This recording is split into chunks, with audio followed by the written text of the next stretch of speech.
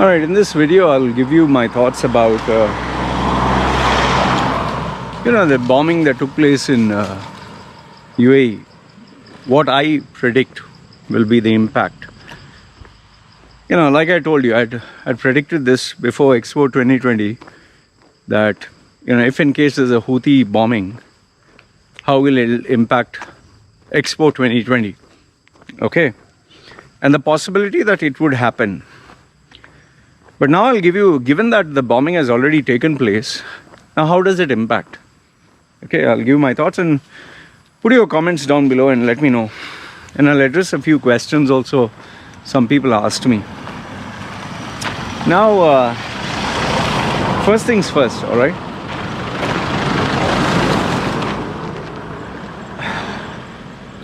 The people, when they comment, obviously there are many who come to my channel new or there are haters. I mean, when you put an ignorant statement like, oh, I guess you're happy right now. Okay, I guess you're happy right now. Oh, finally you got the bad news that you're hoping for. You're really a ignorant fuck. You're a bloody sad story, a prick.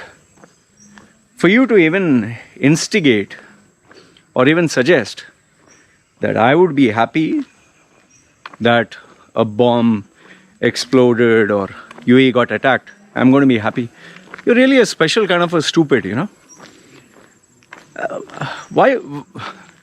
Seriously, why would I be happy? How does it benefit me? The first biggest question, how does it benefit me? Does it increase my bank balance? No. Do I get more customers for personal branding? No. Do I get more customers for jobs in UAE? No.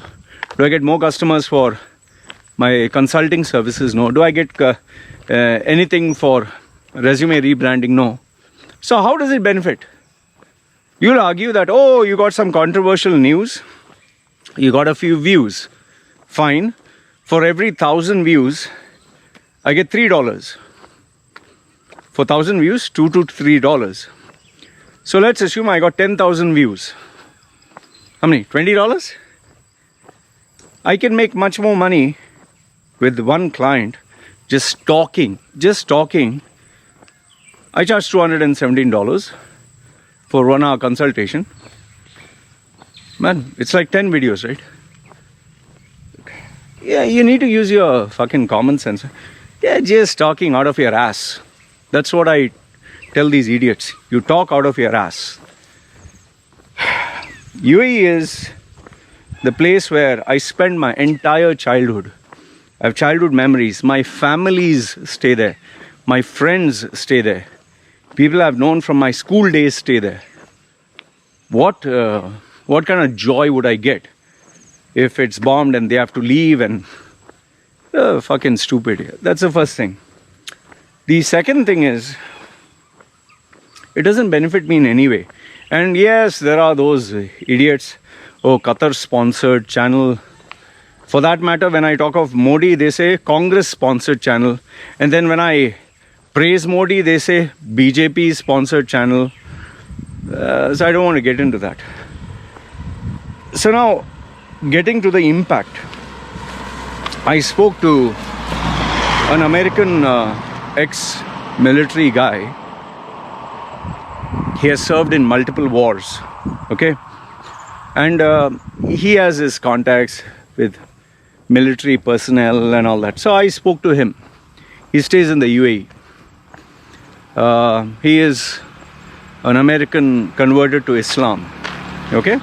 He's happily married. He's staying in UAE. I spoke to him and we discussed at length.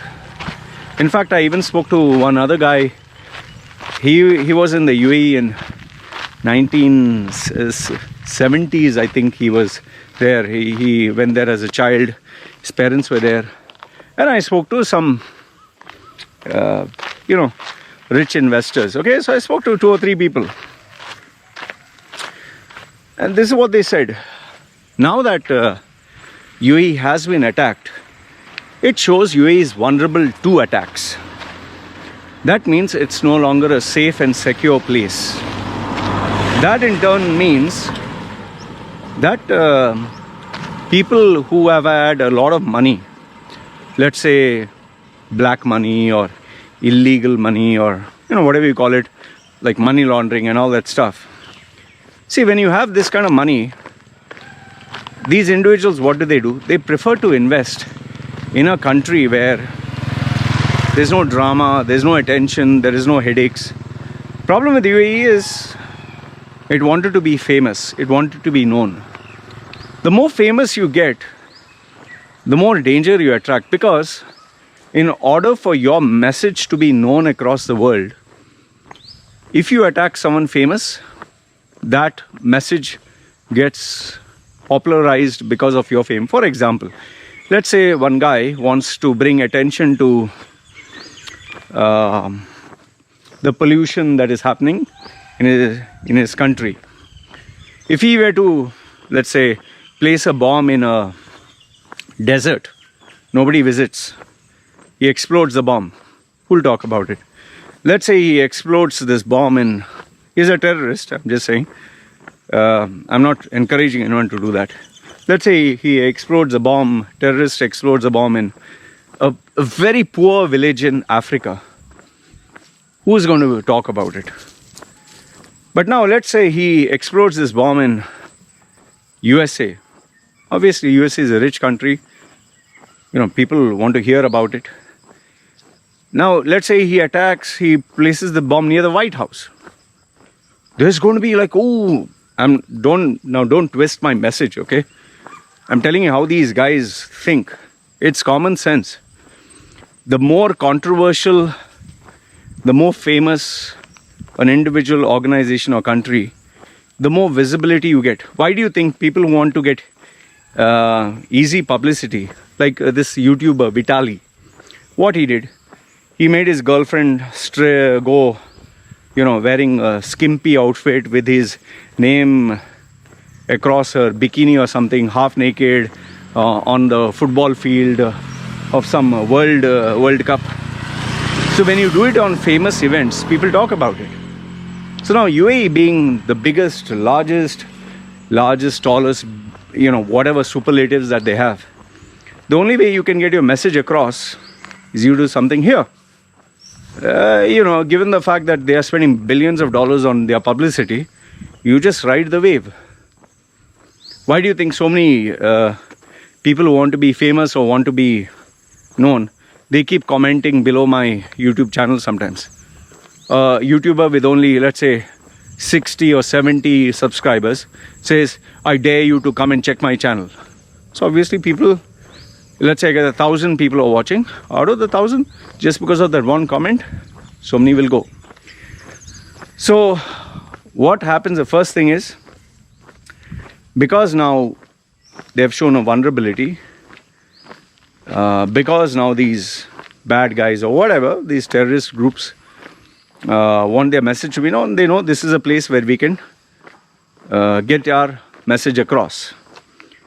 And that in turn, people who have illegal money and all that, they're like, fuck man, we don't want all this attention, we don't want all this media coverage, we don't want international sanctions.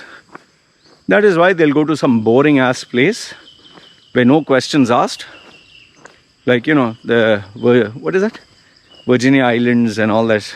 Wherever they do, they are, you can deposit the money, no questions asked. They want to go to a place where it's quiet. Security is very important, because if there is a war, obviously, maybe you can't withdraw the money. Maybe banks just lock down, or maybe the government says you can't take out anything. There's so many things. Okay. The next one is, now Dubai is worried. And why Dubai is worried is because the tourists who come there to have a hassle-free, headache-free, drama-free life. There are pristine beaches, the sun, the weather, where it's freezing your balls off in Western countries. Here you can lie down on the beach and have beautiful sun and the weather. And the beaches are beautiful in Dubai. And when you're converting dollars to dirhams, you have more purchasing power. But now, would you go for a holiday to a place where you know there can be security issues. Like for example, why do you think nobody wants to go to Pakistan, tourist? Why do you think not many people want to go to Africa, you know, or Brazil? Brazil, you get mugged. You can just walk, you'll get mugged. You know, so people want safety and security. Now, given the fact that this bomb and this thing is there, so people will wonder, oh shit, man, if I go there, what if there's an explosion? Like, think, you, your wife and your kid. Would you want to go to a place where there is a possibility of a bombing? The next one is, now in Expo 2020, if there's, for example, there is a gas cylinder explosion, there is a tire explosion, there is a car that explodes, maybe there's an accidental fire. Now, anything that happens, people will spread rumors and, oh, this might have been a terrorist attack. This might have been a bombing. This might have been, oh, UAE is trying to hide it. You know? So, conspiracy theorists will love to, they will have a field day. And, you know, given the fact that, and the reason why this is such a big news is because until now, UAE did not have all these issues.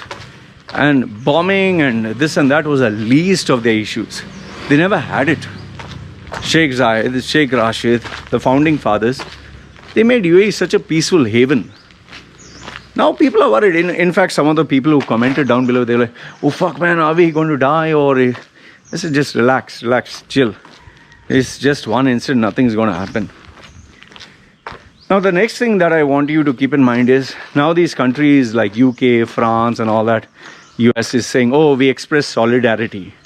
And this is as bullshit as a fair weather friend saying, I'll be there for you.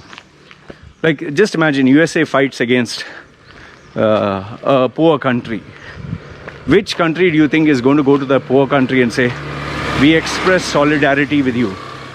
They'll always express solidarity with a country that has more benefit for them, where they can get more money, where they can get more financial benefits. Like for example, which country talks about hunger in Africa? How many children are dying of hunger? They eat sand, you know, sand mixed with sugar. Actually, you can Google search. They eat sand with sugar. Okay, they eat sand cakes. Who's talking about poor countries for food? Nobody, because there's no publicity, there is no fame. But if you speak on a cool, trending topic, climate change, Greta, why do you think Greta Thunberg keeps jumping on climate? Because she'll get the maximum publicity there. You talk about ending hunger in Africa, it's boring. They did it during Live Aid. It was cool that time. You know, that Queen rock concert, legendary. Today, people are bored of it. Everything that is done for publicity, benefits. You know, I scratch your back, you scratch mine. So this solidarity bullshit is all about just to, you know, show benefit. You think they'll get any financial benefit by showing solidarity with Yemen? They are a poor country. See, and now UAE is, in as much as I love UAE. You talking about, oh, this is a terrorist attack and we will retaliate. What you'll fucking retaliate? You already created the issue. That's why they retaliated. You're the one who started this shit. If you had not started, they wouldn't have attacked you. Why does Yemen have to attack? They're jobless. And I'll tell you, nowadays, the best way you can have a war with a country is not taking all your guns and warships and military and personnel. No, it has gone to the social media and information age. You just have to ensure that bad news or bad publicity is published about the country. You have to ensure that the internet, some shit happens, misinformation, and the country suffers. And they are attacking UAE where it hurts the most, the economy, the business, the tourism, the foreign exchange. They are hitting UAE where it hurts the most. It's like, you want to fight with a guy, don't go, you know, fighting a physically powerful guy. Hit him where it hurts. A normal person would say, okay, I'll punch him in the balls. No, the strategic thing is, give him headaches by making problems in his marriage. give him problems by making his child sick or, doing wrong things. And that stress in itself will kill the person. The person will not be able to focus. That's how the art of war should be, So Yemen knows, okay, we don't have the latest warships. We don't have the aircrafts. We don't have tanks. We just have ordinary guns. Okay, we'll use digital social media. One bomb, just one. Now we'll spread all the information that this place is not secure and this and that. And believe it or not, it works. And one last thing that I'll tell you. It is clearly shown that UAE is losing its identity from being an Arab Muslim country where Arabs were united, Muslims were united. They betrayed their own people by teaming up with Israel. Now, I'm not speaking against Israel. I don't know Israel. I have nothing against it. I'm just telling you the dynamics of the Arab Muslim world. I've never met any Israelis, so I don't talk to them and I don't know them. Basically, I've never met anybody from Israel. And I have nothing against them. It's like if I were to tell you, what do you think of the Kazakhstani people? You'll be like, So in the same way, I don't know much about Israel, okay? But Arab Muslims, they don't get along with Israel for the Palestinian issue. Now, UAE did that to get in the good books of USA. They betrayed the Arab Brotherhood. Okay, that was one. Now they are trying to look, sound and behave westernized. Sunday will be a holiday. Friday, which is a day for Muslims, for prayer and all that, will not be a holiday. They are losing their very identity. Instead of being an authentic Arabic Muslim country, where, people, your values, your tradition, fine, it might not agree with everyone, but at least maintain that authenticity. You start westernizing everything, putting a Western template on your life. Oh, it's like, imagine an Arab, when you say you imagine a white kandura, a lady wearing black. But now if the guy who's supposed to wear a kandura, who's supposed to dress like an Arab, is wearing a suit and the woman is wearing jeans and tight see-through top, which part of Arab, which part of Muslims, which part of the Arabic culture is visible? This is the problem happening with all the countries. Like, see, UK, once upon a time, you had the British, you had the proper white Brits. Today, when you talk of UK, you get Indians, Pakistanis, you get Africans. Don't get me wrong, I have no issues with that. But it has lost its identity, it has lost its culture. Imagine now you go to UK and you say, okay, I want to eat the national food of UK, and someone comes and gives you roti and chicken tikka masala, or someone gives you an African dish and say this is the national dish of UK. You'll be like, huh? Wasn't it supposed to be a cup of tea and caudle or some Irish dish or something, potatoes and meat, and you lose the very essence. Imagine India is known for the Indian breakfast like dosa or chutney or sambar. But now when you go to India, the breakfast they are giving you a pizza, cornflakes and milk. You lose your identity, man. UAE is just headed down that slope. Now the only focus is how can we look cool, how can we make more money, how can we look international. You're just fucking up every single thing. In the quest of being popular on social media, like Faza, Sheikh Mohammed's son. The only thing he's popular for is his adventure, his Instagram photographs, his modeling, running a race, sitting on top of Burj Khalifa on a Ferris wheel, on taking nice wildlife photography.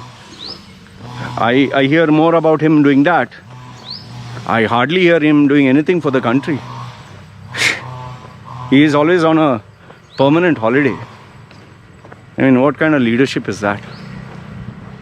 Anyway, but yeah, one thing I can tell you is the whole scenario is bad.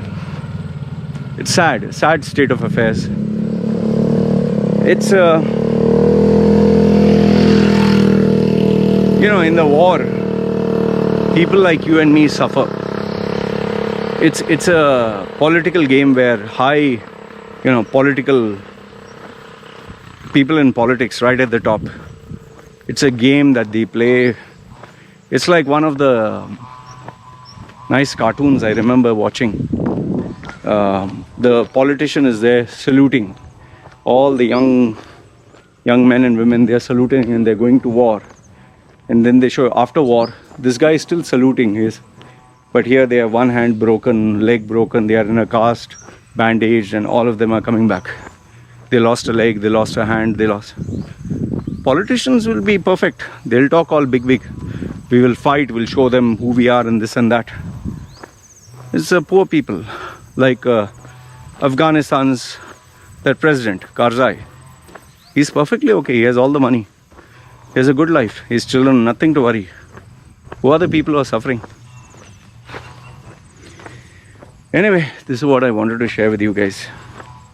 Let me know your thoughts in the comments below. You agree, disagree? And no, neither of us should be happy about what is happening. It's not good. War benefits no one other than those manipulative key players who are selling weapons. For them, they profit from war. We don't. Anyway, this is what I wanted to share. And one last thing is, there's nothing to panic. Please don't panic. Please don't worry you'll die and this and that. You can be rest assured. Yes, there's always a possibility of death. I can assure you this much. You should be more worried about getting a accident while driving than getting killed by a bomb or something. People die more on road-based accidents, not wearing a seat belt, and less with a bomb from a drone or all that.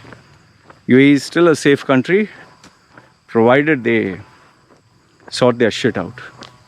That's all I want to say. Let me know your thoughts. Alright, you guys take care.